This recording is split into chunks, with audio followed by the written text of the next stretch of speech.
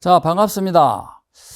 글로벌 경제연구소 김석일 회장입니다. 자, 오늘은 서울사이버대학교에서 금융보험학과 학생들을 대상으로 특강을 진행하게 되었습니다. 자, 오늘 타이틀은 2023년 증시 대전망인데요. 실질적으로는 증시 전망보다는 여러분과 함께 현재 이슈인 미국 금리 인상 문제를 좀 다룰 거예요. 그리고 우크라이나 전쟁 문제도 좀 다룰 거고요. 그 다음에 이제 우리가 지금 현재 진행되고 있는 이 글로벌 경기 현황에서 아주 좀 특별한 이슈가 있죠. 인플레이션, 즉 미국의 하이 인플레이션이죠. 이런 부분도 같이 다룰 거예요. 그렇게 해서 여러분과 함께 1시간 정도를 같이 진행하도록 하겠습니다. 자, 타이틀은 미금리 인상과 인플레이션인데요. 하이 인플레이션입니다. 자, 그리고 코로나19 팬데믹 현상하고 그다음에 이제 지금도 진행 중이잖아요. 네, 우크라이나 전쟁과 곡물 파동, 여기 이제 이 하이 인플레이션하고 연계되어 있죠. 자, 그리고 오늘의 핵심 이슈는 바로 기후 변화와 지구 온난화. 지구 온난화에 따른 탄소 배출 제로 시대와 전기차 산업. 그렇게 해서 기후 변화와 전기차 산업이라는 타이틀로 줄였습니다. 그래서 이 내용을 가지고 여러분과 함께 1시간 동안 진행하도록 하겠습니다. 자, 우선 이 자료는요, 2022년 FOMC 미팅스죠. 보통 이제 그 FOMC 회의가 1년에 8번 진행됩니다. 8번 진행되는데 올해 같은 경우에는 이제 금리 인상이 3월부터 시작이 됐잖아요. 3월에 0.25%포인트 시작으로 해가지고, 그 다음에 3월부터 해서 6, 7, 9, 11월까지 해가지고 지금 0.75%포인트씩 자이언트 스텝이죠. 밟았습니다. 4번을 연속 강하게. 자, 그러다 보니까 경기가 조금 둔화되는 모습을 보였죠. 그래서 지금 나오는 얘기가 경기를 침체로 빠뜨리지는 말자. 글로벌 경기를 침체로 빠뜨리기보다는 소프트 패치, 좀 바운딩이죠. 바운딩. 이런 흐름으로 가자. 그래서 나온 얘기가 뭐냐면은 여기서 지속적으로 자이언트 스텝, 즉 고강도 금리 인상을 진행한다라면은 세계 경기가 침체로 빠질 수 있으니까 금리 인상 속도를 조절하자, 좀 둔화시키자. 그러니까 금리 인상 강도를 좀 낮추자.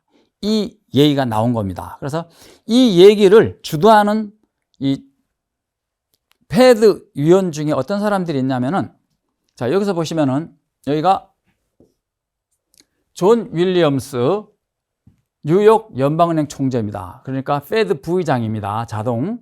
그리고 이 사람은 유대인이죠. 유대인이고, 그 다음에 또 한 사람은 여기입니다. 레얼 브레이너드. 여기는 대통령 지명직 이사입니다. 대통령 지명직 이사 중에서 부위원장이 한 명이 나와요. 그래서 여기도 부위원장입니다. 이 패드의 미국의 중앙은행 역할을 하고 있는 연방준비제도 패드의 부위원장 2명이 뭐를 주도하고 있어요? 금리 인상 속도 조절론을 주도하고 있는 겁니다. 그래서 이들이 주도하는 이유는 뭐냐면은 금리 인상을 좀 줄여서 글로벌 경기를 어느 정도 소프트 패치 정도, 그래서 더 이상은 침체로 빠지지 않게 하자라고 이제 진행을 하고 있는데, 실제로 이제 위원장은 제롬 파월입니다. 여기. 자, 제롬 파월이 실질적으로 패드 의장인데, 사실 패드 의장인 제롬 파월은 유대인이 아닙니다. 그래서 투기 자본이긴 하지만 유대인이 아니다 보니까 실제 발언권이 별로 없죠.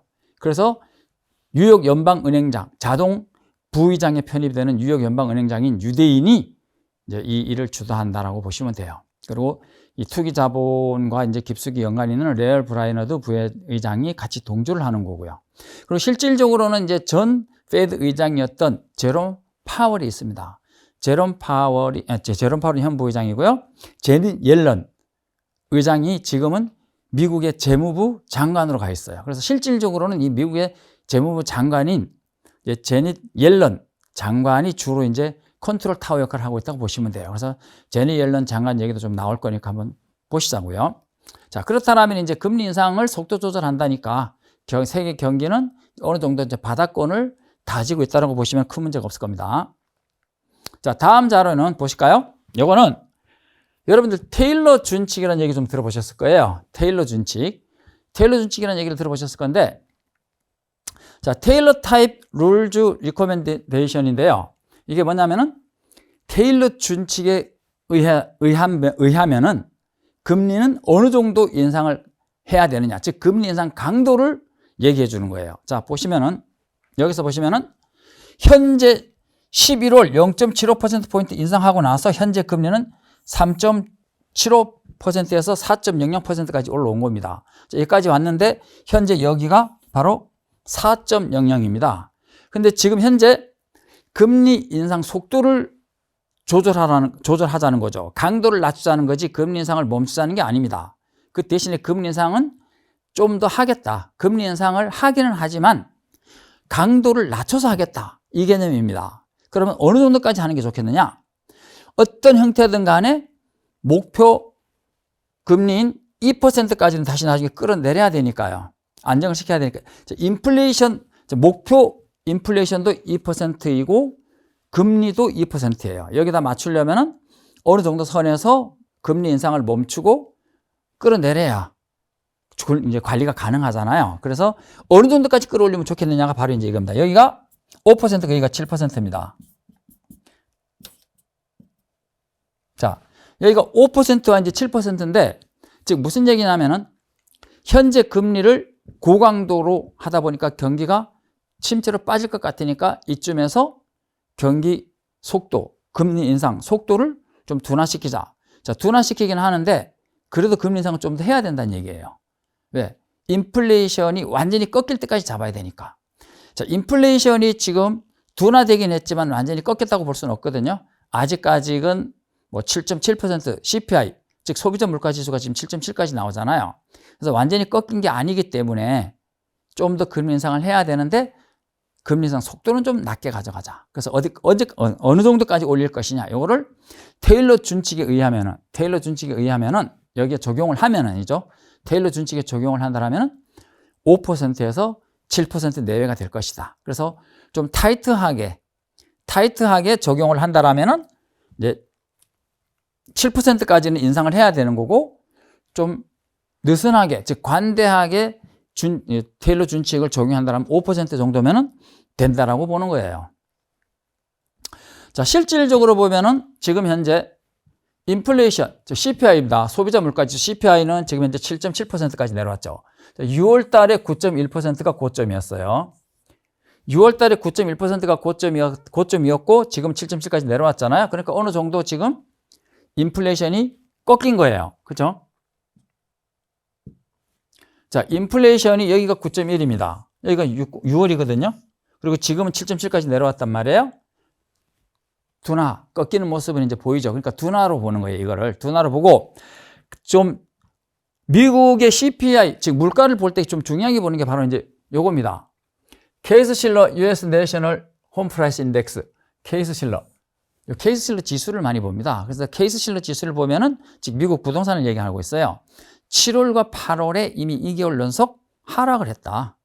그래서 미국의 부동산이 꺾인다는 얘기는 바로 인플레이션이 잡힌다는 얘기와 똑같이 판단하시면 되는 거죠. 자, 이쪽 자료는요, 기대 인플레이션입니다. 자, 기대 인플레이션은 뭐 그렇게 중요하진 않는데 그래도 우리가 기대 인플레이션이 이제 꺾였다라는 것, 이런 것 정도는 좀 볼 필요가 있기 때문에 한번 자료를 넣어봤습니다.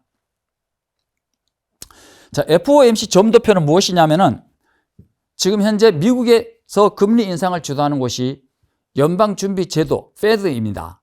즉, 미국에는 중앙은행이 없습니다. 한국에는 한국은행이 중앙은행 역할을 하죠. 그래서 정부에서 원화를 이만큼 찍어달라 그러면 찍어줍니다. 근데 미국에서는 중앙은행이 없습니다. 중앙은행 역할을 하는 겁니다. 누가 중앙은행 역할을 하냐면은 연방준비제도입니다. 연방준비제도가 중앙은행 역할을 하기 때문에 이 연방준비제도는 주식회사, 사기업이에요. 주식회사. 그래서 국제투기자본가들이 모여가지고 중앙은행 역할을 하는 연방준비제도를 만들어 놓은 거예요. 그러면은 한국하고 다른 게 뭐냐면 한국에서는 정부에서 이 정도 자금이 필요하니까 이 정도 원화를 찍어줘. 그럼 찍어줍니다. 보통 이제 물가 상승률에다가 GDP 상승률을 같이 이제 즉 성장률이죠. GDP 상승률하고 이제 그 전에 물가 상승률을 합한 만큼 화폐를 발행합니다.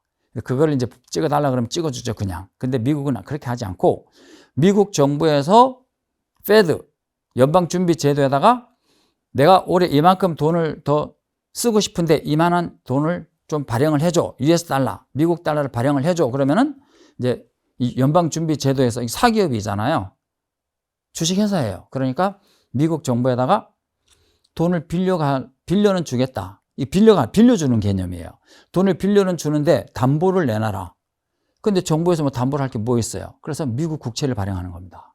그래서 미국 국채를 발행해서 거기에다가 이자를 줘야 되는 거죠.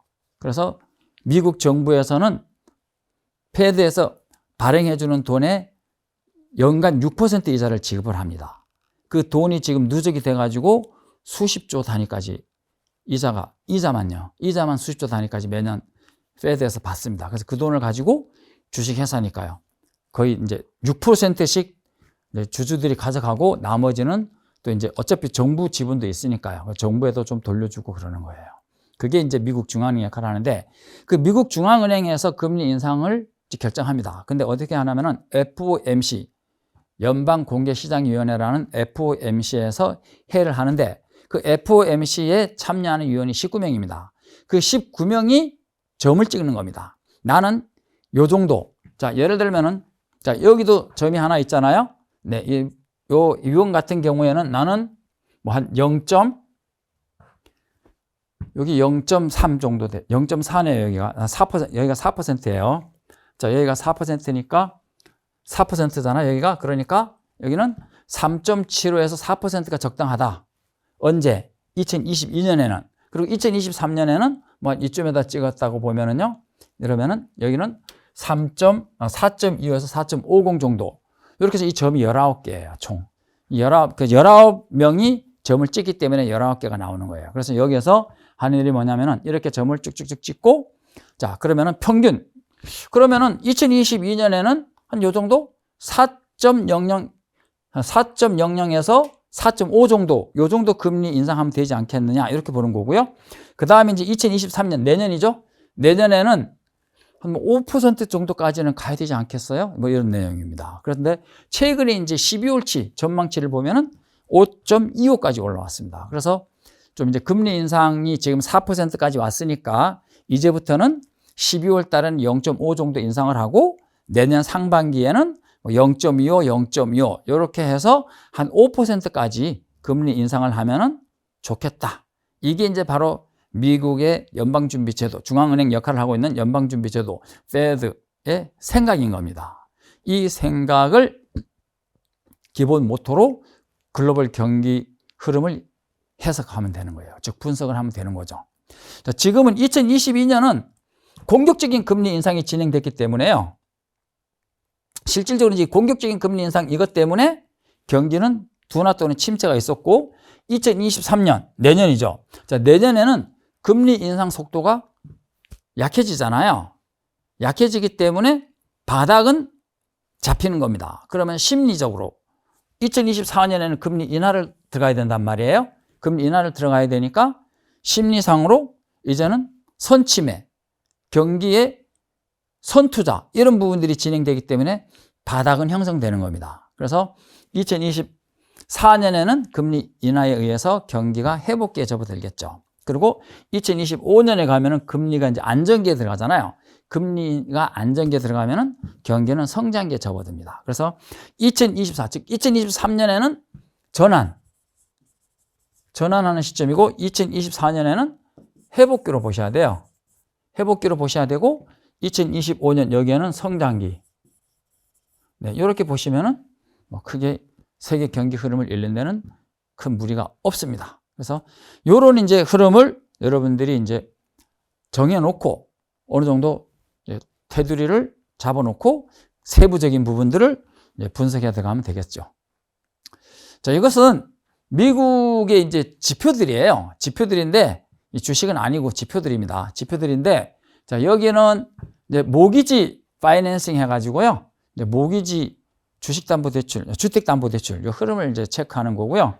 밑에 하단에는 주택지수입니다. 주택지수고 이쪽에는 MBIA 모기지 신용보증업체 그리고 이제 웨스트 매니지먼트 CDS. 요거는 좀 여러분들이 공부를 좀 해놓는 게 좋아요. CDS. 여러분들이 이제 그 미국 국제금융위기 들어보셨죠? MBS발 미국 국제금융위기. 근데 실은 MBS 때문에 미국 국제금융위기가 터진 게 아니에요. MBS 때문이 아니고 바로 이것 때문입니다. 자, 여기 잠깐 보실까요? 여기서 보시면은 여기 있네요. 자, CDS가 있고 CDO가 있습니다. 이 바로 CDO. 이게 뭐냐면은 회사채나 금융회사의 대출채권. 여기서 금융회사의 대출채권이 뭘 의미하겠어요? 주택담보대출 얘기하는 거잖아요. 이런 것들을 가지고 국제투기자본가들이 파생상품을 만들었습니다. 파생상품을 만들어 가지고 전 세계 투자자들을 대상으로 사기를 친 거죠. 파생상품을 만들어 가지고. 거기에 버블이 생긴 겁니다. 그게 바로 2008년 국제금융위기의 시작입니다. 근데 지금 같은 경우도 이제 금리 인상이 진행 중이지만 최근에는 지금 CDS나 CDO 이런 파생상품이 별로 활발하지가 않아요. 왜냐? 2000년대처럼 투기자본들이 국제금융위기를 부르고 싶진 않다는 얘기입니다. 그러니까 2004년 6월부터 2006년 6월까지 1%였던 금리가 5.25까지 상승했어요. 그때 당시에는 금리 인상을 하는 과정에서 국제금융위기를 빠뜨릴 작업이 준비가 되어 있었던 거죠. 그래서 파생상품을 판매를 많이 해가지고 버블을 유도한 거고, 지금도 마찬가지입니다. 만약의 경우 지금도 투기자본들이 국제금융위기 2, 3년 후에 금융위기를 조장하려면 지금부터 이 파생상품을 계속 만들어가지고 판매를 막 하고 이래야 되는데 그런 징후는 아직 별로 없어요. 그러니까 국제금융위기 같은 그런 위기는 당분간 없습니다. 일단 현재로서는 경기를 연착륙을 시키기 위해서 금리 인상 속도를 조절하는 거니까 앞으로 경기는 나아질 걸로 보셔도 괜찮습니다. 자, 여기는 제닛 옐런입니다. 제닛 옐런. 지금 현재 페드 의장이 제롬 파월, 여기가 제롬 파월입니다. 그리고 이 제닛 옐런은 그 전 의장이었죠. 자, 이 제닛 옐런 미 재무부 장관입니다. 현재 재무부 장관이고 최초의 여성 재무부 장관이죠. 유대인입니다. 남편은 독일계 홀로코스트 유대인이어서 정통 유대인이죠. 그래서 이 제닛 옐런, 즉 제롬 파월이 유대인이 아닌 대신에 부의장인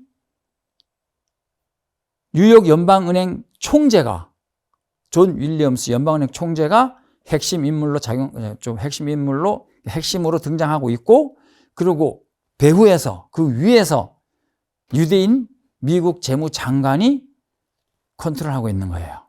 그럼 제롬 파월 같은 경우는 별로 볼 게 없어요. 별로 볼 게 없고 누구를 주시를 해야 되냐면은 재무장관인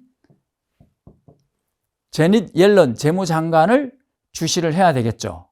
자, 보니까 채권 시장의 충격을 흡수 능력을 향상시키기 위해서 조치를 취하고 있다. 즉 채권 시장을 잡겠다는 얘기입니다. 즉 뭐냐면은 금리 인상을 하다 보니까 미 국채 수익률이 상승을 했고 미 국채 가격이 하락을 한 겁니다.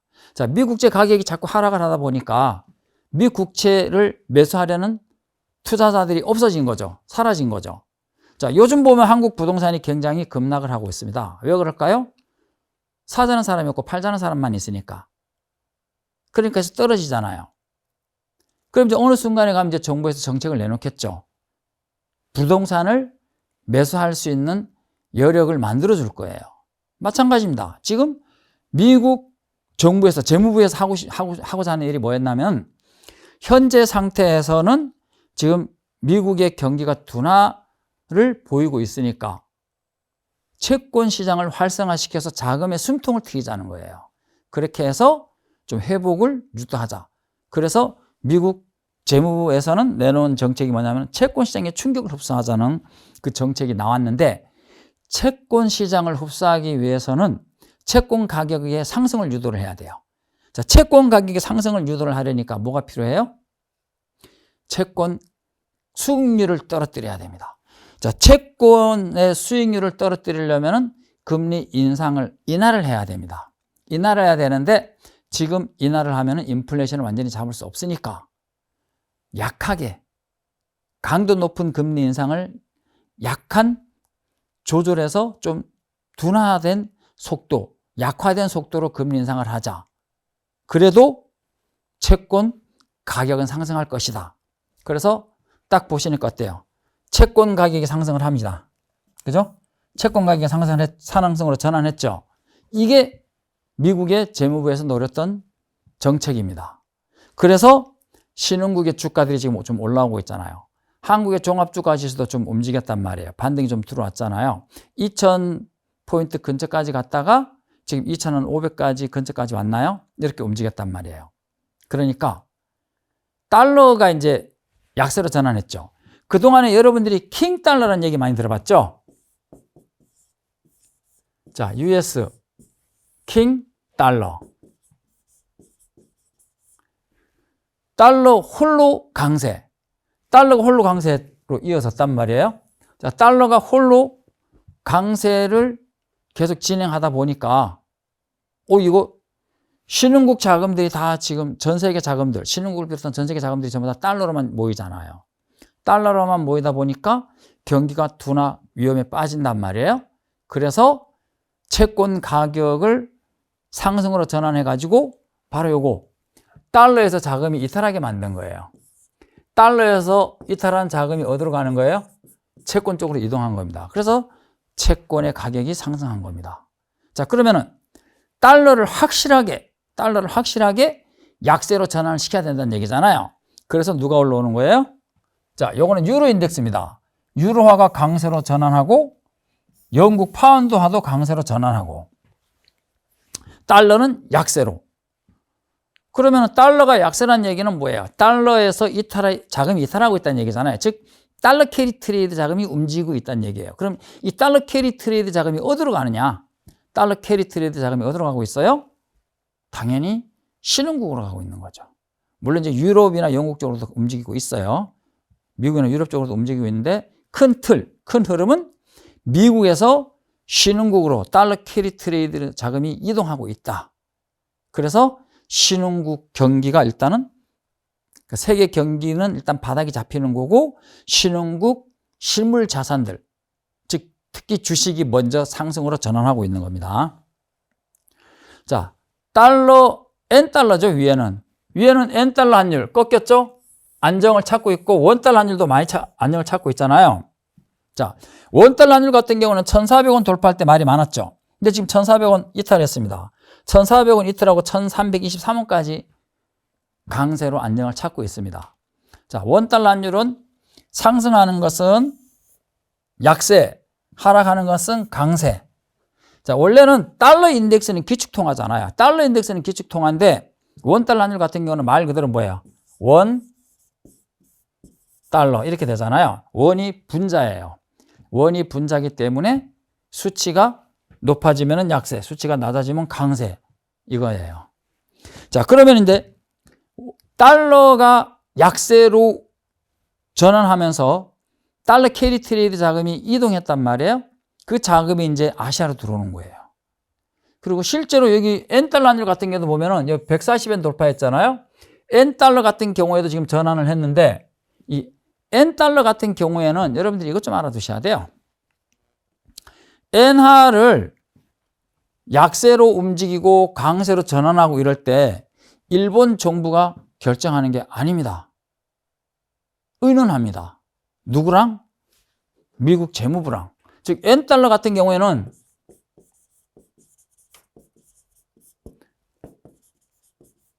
미국 재무부하고 의견 조절합니다. 의견을 조절해 가지고 엔화를 약세로 움직이기도 하고 강세로 움직이기도 하고 그래요. 여러분들 2012년에 아베노믹스 기억나시죠? 아베노믹스 정책이 무슨 정책이냐면은 엔화를 약세로 유도하자라는 정책입니다. 그때 일본 아베 총리가 미국에 들어가 가지고 미국 대통령을 막 만났죠. 만나 가지고 서로 이제 얘기를 하고 해서 이제 엔화가 약세로 전환한 거예요. 그때 조지 소로스 같은 헤지 펀드들이 달려들었습니다. 엔화 공매도에 왜? 미국 재무부 쪽에서 이미 정보를 줬으니까. 그래서 조지 소로스 같은 경우에는 조지 소로스 혼자만 3개월에 공매도 쳐가지고 1조 원을 차익 실현합니다. 차익 실현하는 금액이 1조. 조지 소로스 한 명이. 그래서 투기 자본들은 미국 대통령, 재무장관 이런 사람들을 내세워 가지고 전 세계 마쿠에서 역할을 하면서 정책을 펴게 하고 그 배후에서 베팅도 하고 강세 베팅도 하고 뭐 공매도도 치고 이렇게 해서 어마어마한 천문학적인 수익률을 지금 이 순간에도 내고 있는 겁니다. 즉 세계의 경기 흐름은 경제학에서 배우는 경기 사이클에서 움직이는 게 아니고 누구에 의해서 움직이는 거예요? 바로 미국과 영국을 배후에서 조정하고 있는 국제 투기 자본에 의해서 세계 경기는 움직이고 있는 겁니다. 자, 중국 위안화.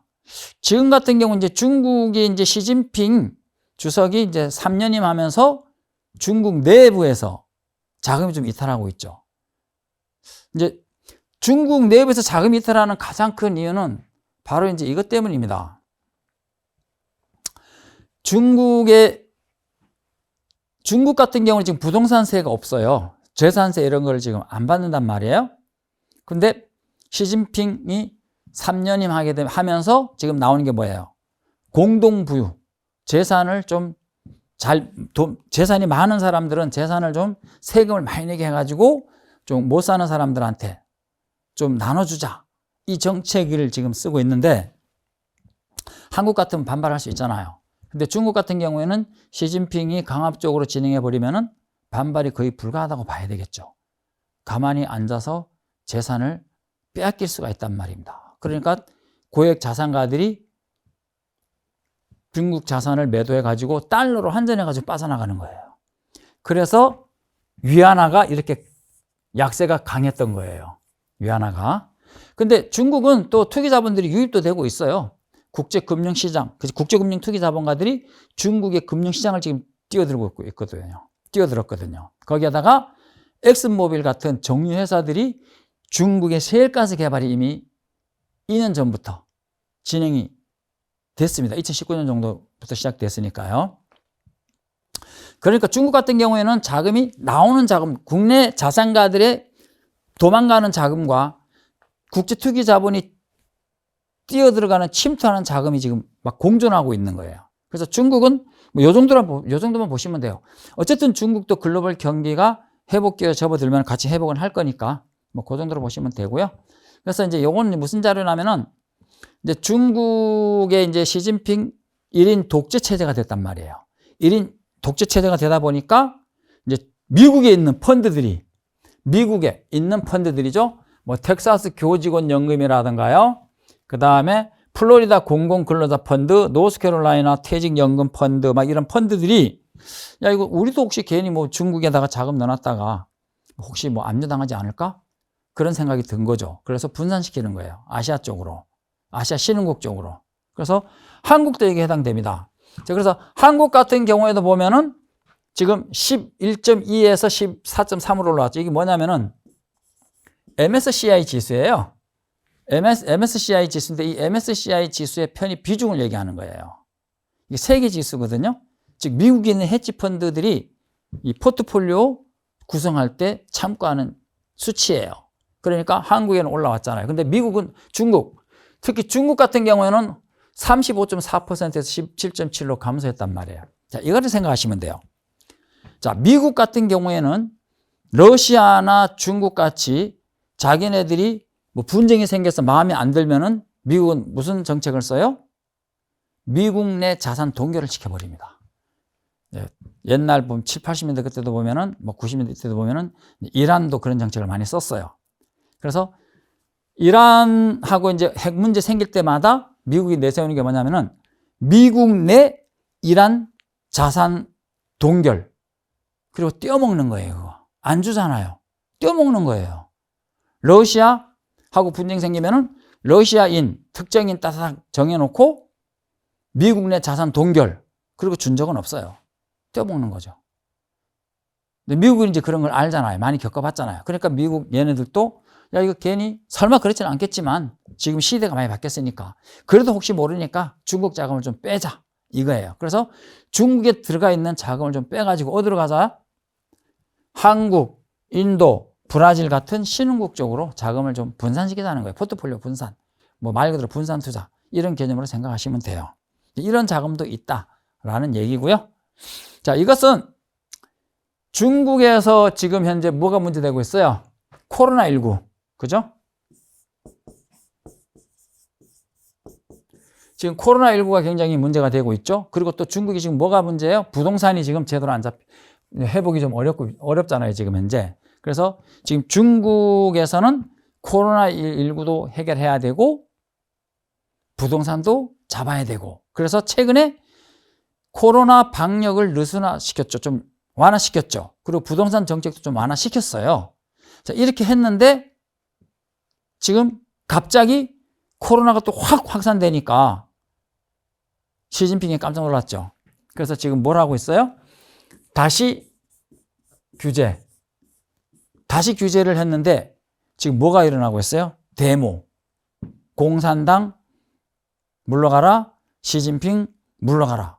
이런 데모들이 일어나고 있잖아요. 뭐 한국의 이제 80년대, 우리는 이제 이거 생각하시면 되죠. 1986년 서울의 봄, 노태우 정권 때였죠. 그때 당시에 이제 민주화 운동에 바람이 불었잖아요. 민주화의 바람이 분 거죠. 지금 이제 중국 같은 경우에도 사실 이제 많이 사유재산도 많아졌고 개개인의 이제 목숨도 중요하잖아요.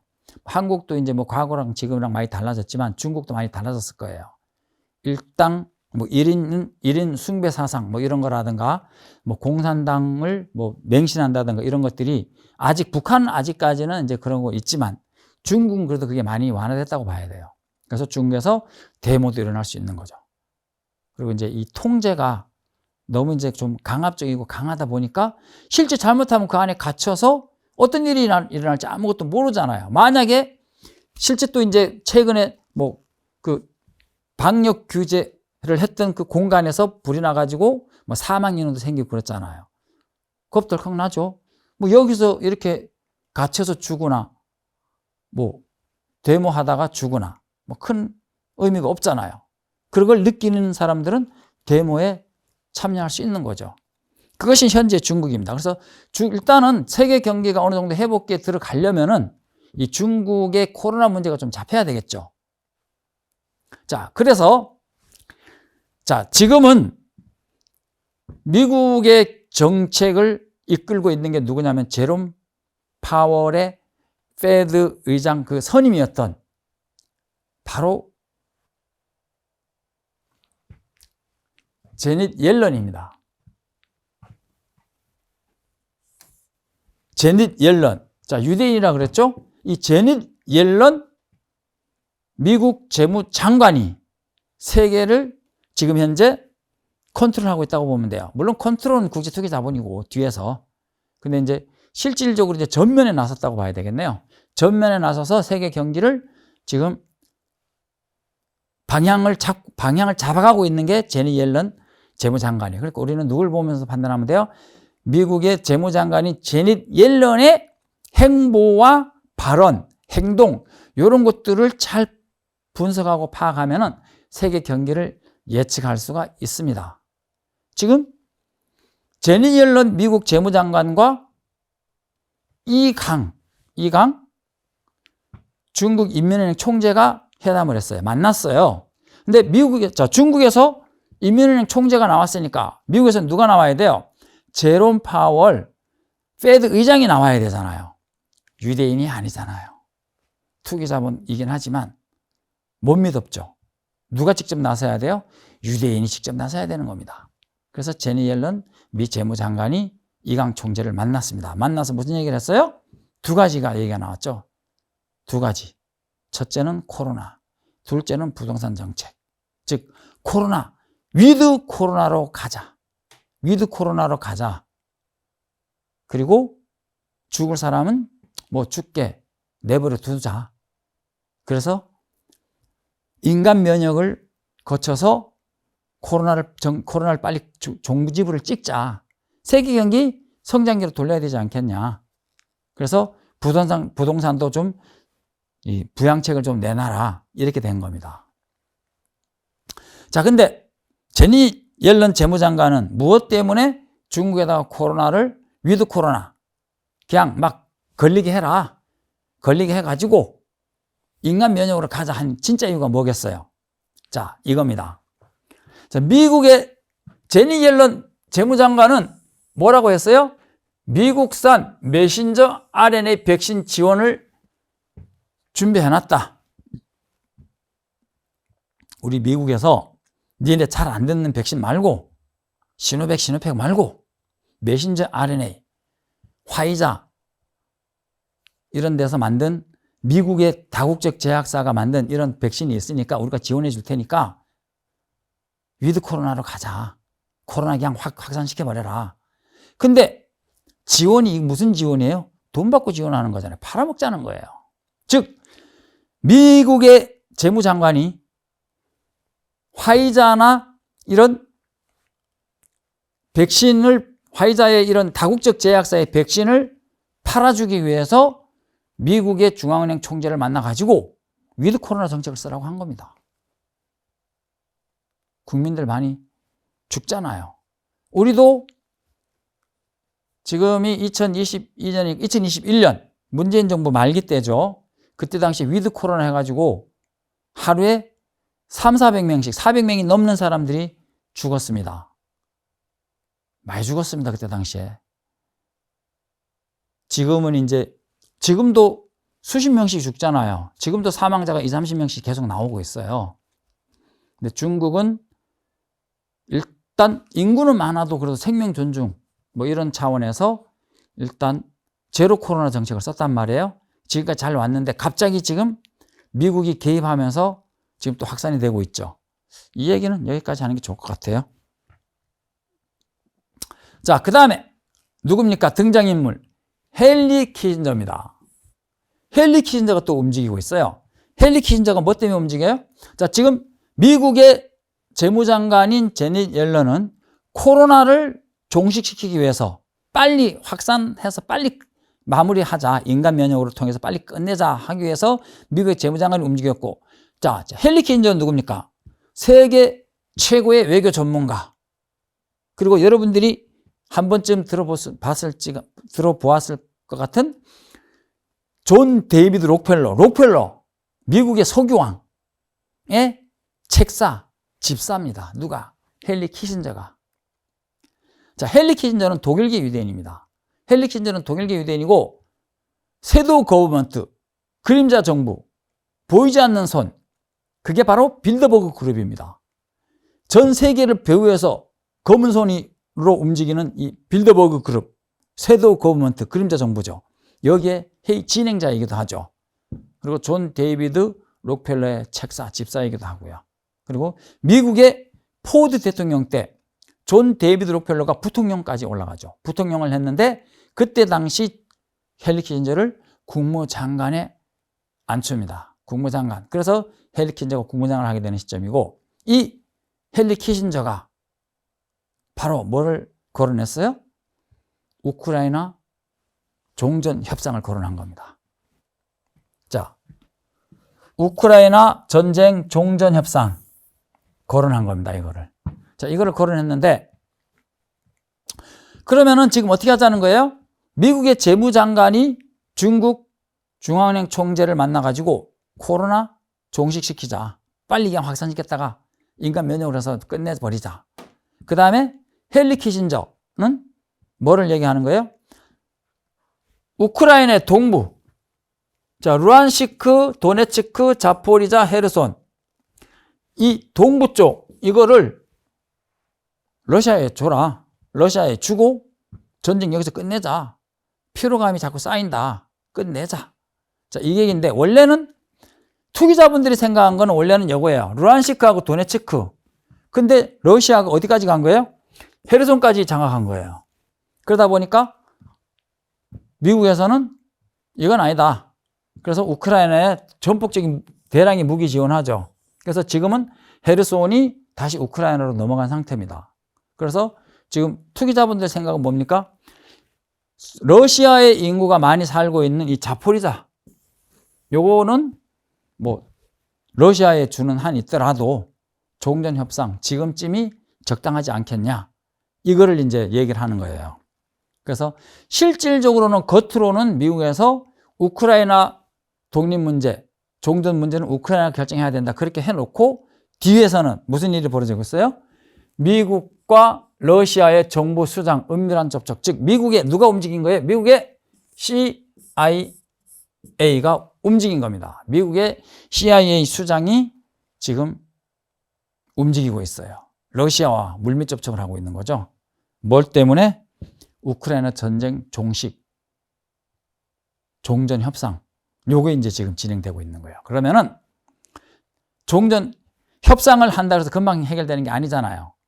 그래서 한 내년 하반기쯤이면은 뭐 결론이 나오지 않을까. 그리고 코로나 문제도 지금 현재 내년 상반기쯤에 만약의 경우 중국이 위드 코로나로 간다라면은, 코로나를 확산시킨다라면은 뭐 그러다 한 내년 6월 상반기쯤은 그렇게 간다 보고, 그럼 내년 하반기쯤에는 어느 정도 안정을 찾지 않을까. 자, 이런 그림이라면은 어때요? 이런 그림이라면은 2024년에는 경기가 회복기에 갈 수 있겠어요, 없겠어요? 갈 수가 있겠죠. 그러면은 2025년에는요, 성장기에 접어들 수 있어요. 이게 어떤 그림하고 맞는지 한번 볼까요? 자, 요겁니다. 이게 이 그림하고 맞아 떨어지는 거예요. 미국의 금리 인상 문제하고. 자, 미국은 2022년에는 공격적인 금리 인상으로 인해서 경기가 둔화 또는 침체, 그리고 2023년에는 금리 인하로 가는 건 아니지만 금리 인상의 속도를 조절하잖아요. 늦춤으로 인해 가지고 등락은 좀 있겠죠. 그러나 바닥은 회복을 할 겁니다. 자, 그럼 2023년은 어떻게 돼요? 자, 2023년에, 그러니까 그 다음 2024년이죠. 2024년에는 금리 인하가 들어가잖아요. 금리 인하가 들어가니까 회복. 그리고 2025년에는 금리가 안정기니까 성장. 이런 그림이 나온단 말입니다. 이런 그림이 나오는데 지금하고 거의 좀 흡사한 모습이 나오지 않나요?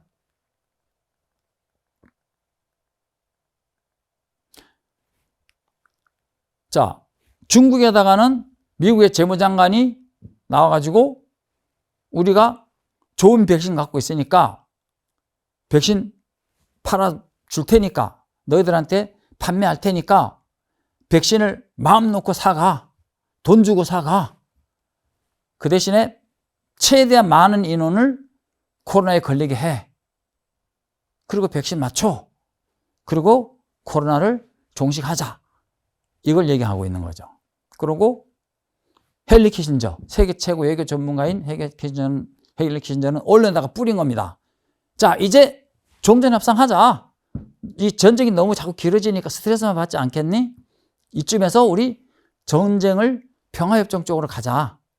이런 얘기를 던진 거예요.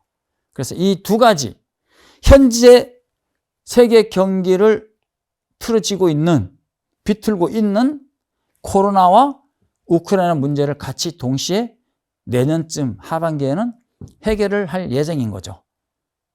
이것이 이제 세계 경기가 2024년에 회복기에 들어가고 2025년에 성장기로 들어갈 수 있는 근거가 되는 겁니다. 자, 이것은 여러분들이 좀 어느 정도 인지하셔도 돼요. 제가 그래도 국제투기자본 분석을 30년 이상이나 한 사람입니다. 여러분들도 이런 거 좀 염두에 두세요. 유태인들이 어떤 특정 유태인이 나와서 어떤 얘기를 하잖아요. 그럼 그 사람이 어떤 사람이고 어디서 무엇을 했고 앞으로 뭘 생각, 이런 거 딱 이렇게 분석하다 보면 저처럼 이런 거 예측이 가능합니다. 자, 달러 인덱스가 하락을 하면서 한국 증시는 반등이 들어오고 있잖아요. 그죠? 자, 위에는 달러 인덱스, 하단에는 한국 코스피 지수입니다. 어때요? 올라오죠? 자금 이동하고 있잖아요. 자, 이쪽에서 보면은 2022년에는 금리가 고강도 인상기였기 때문에 한국의 주가 지수가 하락을 했단 말입니다. 한국의 주가 지수가 하락을 했는데 돈이 빠져나간 거잖아요. 미국의 금리가 올라가고 있으니까 미국의 금리가 높아지니까요. 달러가 강세로 가잖아요. 달러가 강세로 가니까 돈이 이쪽에서 이쪽으로 이동한 겁니다. 즉 과거에 미국에서 한국으로 들어왔던 달러 캐리 트레이드가 역류하는 거죠. 그러면은 지금은요. 달러가 약세잖아요. 자, 달러가 약세입니다. 달러에서 뭐가 이탈하고 있어요? 자금이 이탈하고 있잖아요. 이게 지금 어디로 들어온다는 거예요? 한국 증시로, 한국으로 들어온다는 얘기입니다. 그러면은 여러분들은 지금 한국 증시에서는 어떤 주식을 사야 돼요? 대형주, 우량주 사야죠. 아직까지는 이제 완전히 회복에 접어든 게 아니니까. 근데 한국에서는 전기차 산업이 주도주예요. 과거에는 이제 1980년대부터 2010년대까지는 반도체가 주도주였고 2020년대부터 2050년대까지 즉 2020년대부터 2050년대까지는 전기차 산업이 주도주입니다. 어디에서? 한국에서는요. 그걸 좀 염두에 두시고 대응하시면 되겠죠. 자, 정책금리와 산업별 주가 흐름, 요거는 제가 좀 한번 좀 정리를 해봤는데요. 자, 이렇게 보시면 돼요. 지금 이제 검은선, 요 검은선 종합주가 지수입니다. 검은선이 종합주가 지수예요. 이 종합주가 지수가 이런 식으로 움직이게 되면은 전기차 산업이 빨간 선이죠.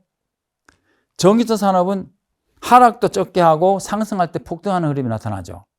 자, 현재 제 예상대로 시나리오가 움직인다라면 외국인이 한국 증시 들어올 거 아니에요. 그럼 외국인이 한국 증시 들어오면 뭘 매수하겠어요? 당연히 전기차 산업을 매수하겠죠. 전기차 산업에서는 누가 주도주예요? LG 에너지 솔루션, LG 화학, 배터리 주잖아요. 그리고 이제 광물주 같은 경우에는 뭐 이제 포스코, 케미칼, 포스코 홀딩스 이런 종목들이란 말이에요. 그래서 실질적으로 지금 LG 에너지 솔루션 같은 경우에는 세계에서 가장 잘 나가는 성장성이 가장 높은 배터리 회사예요. 그리고 LG화학이 지분을 81.24% 가지고 있고, 그리고 이제 그 배터리의 가장 핵심은 바로 양극재입니다. 그 양극재의 대장주는 포스코 케미칼이잖아요. 그 포스코 케미칼의 또 대주주가 포스코 홀딩스, 포스코 그룹은 이 수직 계열화가 잘 돼 있어요.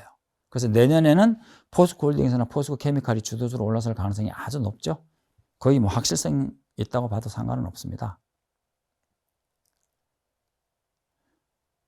자, 그러면은 현재 제가 얘기한 흐름으로 보면 바로 이렇게 됩니다. 이쪽에서 봐야 되겠네요. 네. 2022년에는 금리 인상으로 경기 둔화, 2024년 금리 인하로 경기 회복기, 2025년 금리 안정으로 경기 성장기. 자, 2023년은 금리 인상 속도 조절로 인해 가지고 주가 안정 경기의 상승 전환. 이 흐름이 두 가지 흐름이 나올 수 있죠. 자, 키친 파동으로 진행될 수 있고 주글라 파동으로도 진행될 수가 있어요. 키친 파동은 5년짜리 단기 파동이고 주글라 파동, 메이저 파동은 10년 중장기 파동입니다. 근데 이 중장기 파동이 나오면은 5년간 상승을 하고요. 키친 파동이 단기 파동이 나오면은 좀 등락이 좀 있다는 얘기예요.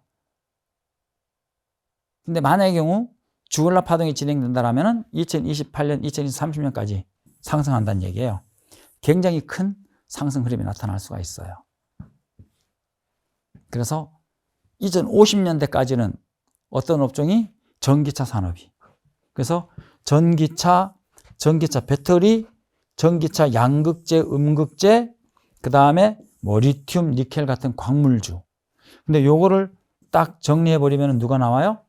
LG화학, LG에너지솔루션, 포스코 홀딩스, 포스코 케미칼. 이런 종목들이 여기에 다 해당되는 거죠. 현재 중국이 중국에서 전기차 세계 시장을 주도하고 있어요. 그래서 중국의 전기차 판매를 보시면은 2015년, 그 다음에 2016년, 2017년, 2018, 2019면 점점 좀 올라가죠.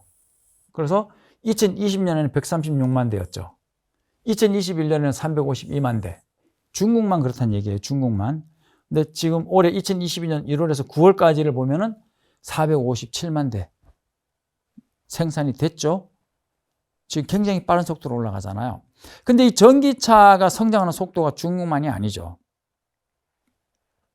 자, 이쪽에 보면은 자, 노스 아메리카, 북미죠. 북미 같은 경우에도 보면 지금 성장률이 약 59%에 육박하죠.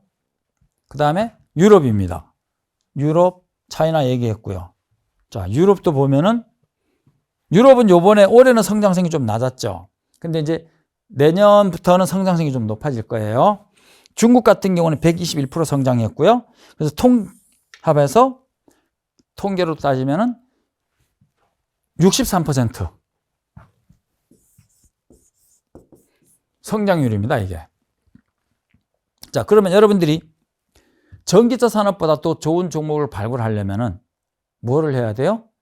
연간 성장률이 63% 이상 나오는 산업을 찾아내야 돼요. 있어요, 없어요? 한국에 없습니다.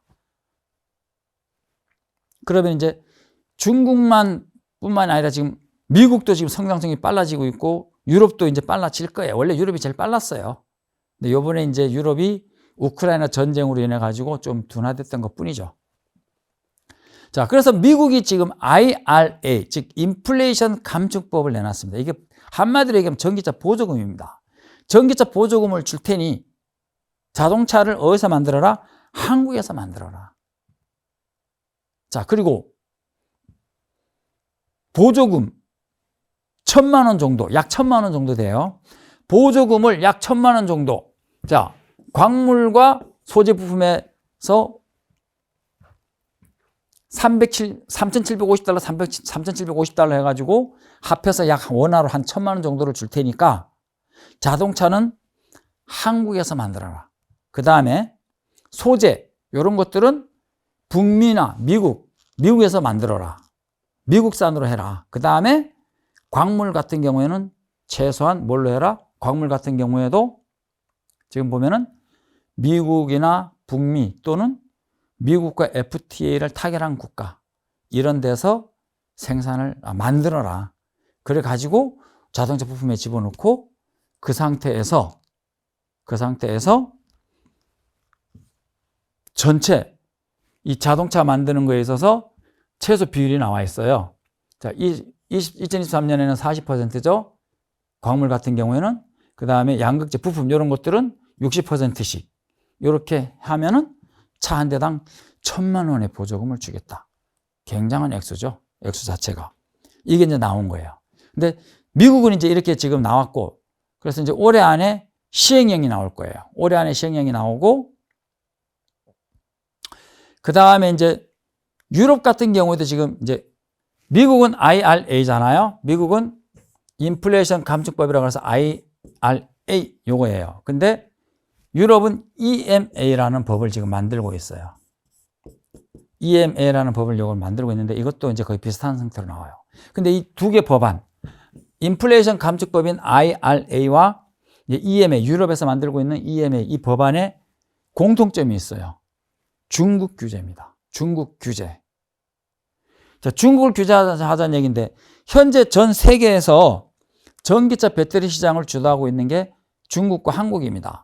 근데 중국은 중국 시장이 워낙 규모가 크다 보니까 자동으로 성장하는 거고 실질적으로 고성장하고 있는 것은 중국이 더 빠르긴 하지만 한국이 굉장히 빠른 속도로 올라가고 있어요. 왜냐하면 이것 때문입니다. 미국의 인플레이션 감축법 IRA와 EMA 이 법안으로 인해 가지고 한국의 배터리, 즉 유럽과 미국은 한국의 배터리를 쓰겠다는 얘기예요.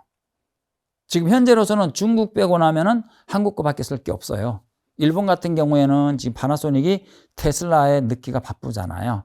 그러다 보니까 지금 현재 미국은 한국 배터리 회사들을 막 지금 불러들이고 있잖아요. 실질적으로 유럽 같은 경우는 현재도 배터리 시장이 70%를 한국이 장악하고 있어요. 근데 이제 앞으로는 이제 더 많이 높아지겠죠. 왜? 중국을 규제할 거니까. 그럼 이제 배터리 시장 같은 경우에는 중국 규제, 한국 도와주자. 이게 메인 모토예요. 그러니까 국제 투기 자본가들이 한국의 배터리 산업을 키워주고 있는 거예요. 성장할 수밖에 없죠. 안 할래 안 할 수가 없는 그 구조입니다. 자, 보니까 지금 LG 에너지 솔루션 같은 회사가 보면은요, 미국의 GM이라는 제너럴 모터스, 미국의 GM이라는 1위 자동차 회사와 조인트 벤처를 만들어 가지고 오하이오에 35기가와트시, 미시간에 50기가와트시, 그 다음에 스텔란티스, 미국의 3위 기업입니다. 미국의 3위 완성차 자동차 기업이에요. 여기도 조인트 벤처를 만들어서 캐나다에 연 40기가와트시 공장, 이거 나오죠. SK온도 마찬가지입니다.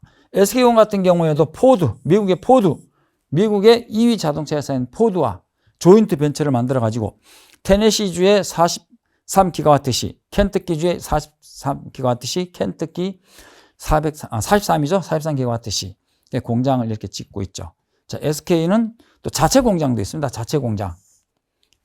자, 그 다음에 여기 LG 같은 경우에도 지금 자체 공장 있죠. 자체 공장, 여기 자체 공장 짓고 있잖아요. 여기에요. 자체 공장 짓고 있고, 그 다음에 삼성 SDI도 스텔란티스랑 이렇게 해서 미국의 1위, 2위, 3위 자동차 회사들이 전부 누가 조인트 벤처를 만들어요? 한국의 LG에너지솔루션, SK온, 삼성 SDI 이런 기업과 조인트 벤처를 만들어서 미국에 뭐를 짓고 있어요? 공장을 짓고 있는 겁니다. 뭐에 맞춰서? 인플레이션 감축법. 이거를 타겟으로 가는 거예요. 자, 여기서 미국에서 생산하고 미국에서 만든 제품이 40% 60%를 넘어야 되니까 그래야만 뭐를 받을 수 있어요? 보조금을 받을 수 있습니다. 자, 보조금이 얼마라 그랬어요? 하나로 약 1,000만 원. 자, 그러면은 자동차 한 대가 5천만 원짜리가 있는데 보조금을 1,000만 원을 정부에서 줘버리면은 자동차 회사는 5천만 원짜리 차를 얼마에 파는 거예요? 4천만 원에 파는 겁니다. 잘 팔리겠죠? 무지하게 잘 팔리겠죠? 그죠? 어느 나라 차가? 미국에서 생산하는 자동차가. 이게 앞으로 세계 산업을 이끌어갈 핵심입니다. 바로 전기차 산업입니다. 전기차 산업이 세계 경기를 이끌어가는 거예요. 이거를 감을 잡으셔야 되겠죠. 그러면은 여러분들이 어떤 사업을 하고 싶다. 좀 전망이 좋은 산업을 하고 싶다. 전기차 산업에서 할 수 있는 게 있다라면 하면 되겠죠. 그 외에도 이제 항공 모빌리티라든가요. 인공지능, IoT, 사물 인터넷, 도심 항공 모빌리티 이런 것도 있잖아요. 그러니까 이런 것들. 그래서 산업이 이제 흐름이 판도가 바뀌었다는 얘기예요. 산업 흐름이 판도가 바뀌었으니까 여러분도 뭐가 바뀌어야 돼요? 생각이 바뀌어야 됩니다. 생각이 바뀌고 미래를 내다보는 이 시각 이런 것도 다 바뀌어야 돼요. 그래서 현재는 투기자분들이 어떤 산업을 밀고 있다? 바로 전기차 산업입니다. 왜? 기후 변화와 지구 온난화. 현재 기후 변화로 인해 가지고 해수면이 높아지고 있어요. 수면이 높아지고 있잖아요. 해수면이 높아짐으로 인해 가지고 무슨 일이 벌어지고 있어요? 잠기는 도시들이 생긴단 말이에요. 근데 해수면이 높아지는 이유가 뭐겠어요? 알프스 산맥의 빙하가 녹고, 그 다음에 히말라야 산맥의 빙하가 녹고, 북극의 빙하가 녹고, 이런 그 빙하들이 녹고 녹아서 강물로 유입되는 거잖아요. 그래서 바다 수면이 높아지는 거예요. 그래서 큰 파도, 해일이 일면은 훨씬 더 파워가 세게 도시를 덮어버리고 그러는 거예요. 그런데 우리가 기후가 왜 자꾸 올라가요? 지구온도가 왜 자꾸 올라갑니까? 자, 지구가 이렇게 있으면은 태양이 이제 비칠 거 아니에요? 태양빛이 이렇게 들어오는데, 자, 태양빛이 이렇게 들어와가지고 이 지구 표면 여기를 반등하고 나가야 됩니다. 나가야 돼요. 반사하고 나가야 되는데 여기 지구 바로 이 위층에 뭐가 있어요? 오존층. 오존층이 두꺼우면 두꺼울수록 빛이 반사돼서 나갈 수가 없잖아요. 빛이 반사돼서 나가질 못하니까 이 열이 이 지구 표면에 그냥 존재하는 거예요. 열이. 자, 이 열이 지구 표면에 존재하니까 빛은 계속 들어오잖아요. 빛은 계속 들어오고 열은 안에 계속 있고, 그리고 지구 내에서도 뭐가 자꾸 나와요? CO2. 이산화탄소가 계속 나오잖아요. 이산화탄소가 계속 나옴으로 인해 가지고 이 오존층도 점점 두터워지고, 그러니까 지구는 점점 뜨거워지는 겁니다. 지구는 점점 뜨거워지고, 그러니까 뭐가 자꾸 올라가요? 온도가 자꾸 올라가잖아요. 지구의 온도가 자꾸 올라가니까 무슨 문제가 생겨요? 히말라야 빙하 녹고 알프스 산맥의 빙하도 녹고 북극도 녹고 녹아서 해수면이 자꾸 올라오는 거예요. 해수면이 자꾸 올라오니까 무슨 문제가 생겨요? 도시가 잠기는 그런 일도 생기는 거예요. 그리고 어떤 특정 지역에 폭우가 쏟아지고 또 건조하니까 화재가 한번 나면은 막 몇 달씩 막 화재가 진행되면서 막 태우고 그러잖아요, 산을. 이런 부분들이 이제 여러분들이 현재 세계 이슈예요. 그래서 이제 세계 각국 정상들이 모여서, 즉 투기자본들이 이제 배후에서 조정하지만요, 뭐를 줄이자는 거예요? 자, 우리가 그러면은 어떻게 하든 지구의 온도를 좀 줄이려면 뭐를 해야 되냐? 이산화탄소 배출을 줄여야 된다. 자, 이산화탄소 배출을 줄여야 되는데 그러니까 이산화탄소 배출을 줄이기 위해서 가장 좋은 방법이 무엇이냐? 이걸 논의한 거예요. 뭐밖에 없다? 가장 확실한 거는 내연기관차를 없애자. 내연기관차에서 뭐가 나와요? 이산화탄소가 나오잖아요. 매연 엄청나잖아요. 그래서 경유, 휘발유차 같은 내연기관차를 없애고 뭘로 대체하자? 전기차로 대체하자. 그러면 어떤 식을 생각해 볼 수 있어요? 전 세계에 지금 현재 전 세계 지구상에 굴러다니는 모든 자동차, 내연기관차, 경유차 이런 걸 싹 다 없애고 다 뭘로? 전기차로 만들자는 거예요. 전기차로. 그러면은 전기차 산업이고 오늘 내일 하고 말 건가요? 수십 년, 수백 년 진행됩니다. 근데 약 2050년까지는 성장성이 높을 거라고 보는 거죠. 지금 현재 보면은 이제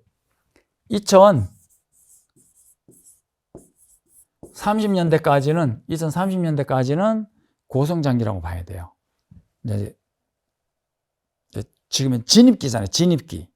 진입기이고 2030년부터 2050년대. 이거는 뭘로 봐야 돼요? 자, 2030년대부터 2050년대까지는 이제 성장기죠. 성장기. 즉 고성장기가 되겠죠. 그리고 2050년 넘어가면 이제 성숙기. 이런 개념으로 접근하시면 됩니다. 이해되셨나요? 이게 이해가 돼야 돼요. 지구, 그러니까 기후 변화와 지구 온난화, 탄소 배출 제로 시대와 전기차 산업, 즉 탄소 배출 제로 시대로 가자는 얘기예요. 탄소 배출 제로를 시키려니까 뭐를 해야 돼요? 내연기관차를 싹 없애자는 겁니다.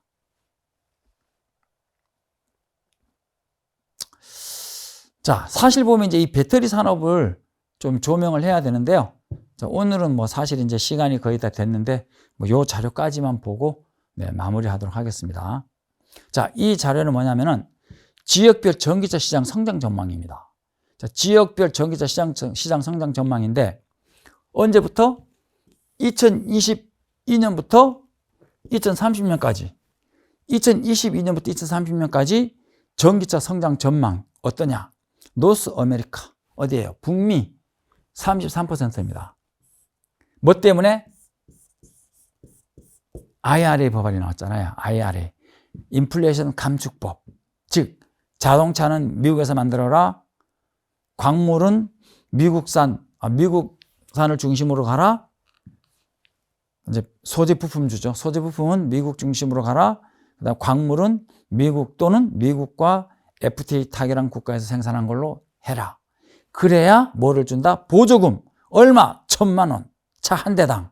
어마어마한 금액 아닙니까? 1,000만 원이니까.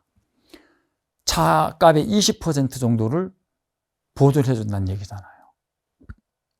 자, 그 다음에 유럽입니다. 자, 유럽 같은 경우에는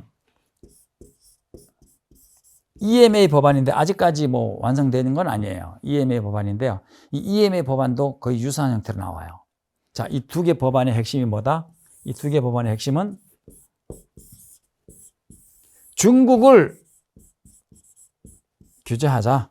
즉 중국의 전기차 배터리 산업을 규제해서 자동차 산업을 규제해서 그 외에 중국을 제외한 이 비공산 국가, 즉 뭐 자본주의 국가 이쪽의 산업을 키워주고 특히 배터리는 한국을 확실하게 밀어주자.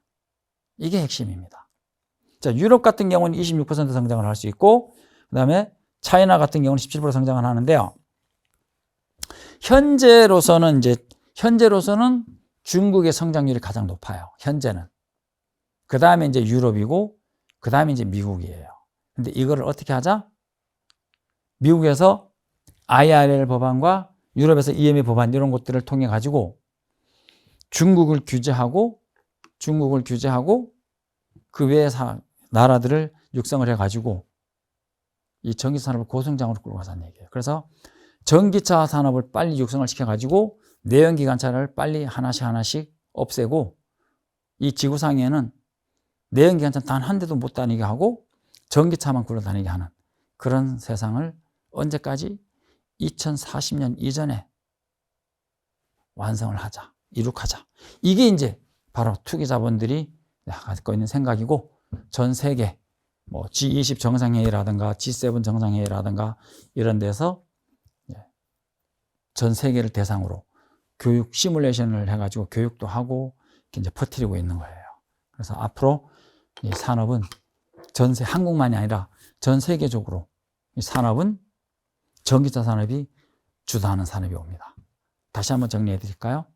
기후변화와 지구온난화, 탄소 배출 제로 시대와 전기차 산업 시대, 이것이 지금 이미 도래했습니다. 지금 도래했고 앞으로 세계 전 산업 중에서 가장 중요한 성장률이 높은 산업으로 우뚝 서서 나갈 것입니다. 자, 오늘은 여기서 마무리하도록 하겠습니다. 자, 글로벌 경제연구소 김석일 회장이었습니다. 감사합니다.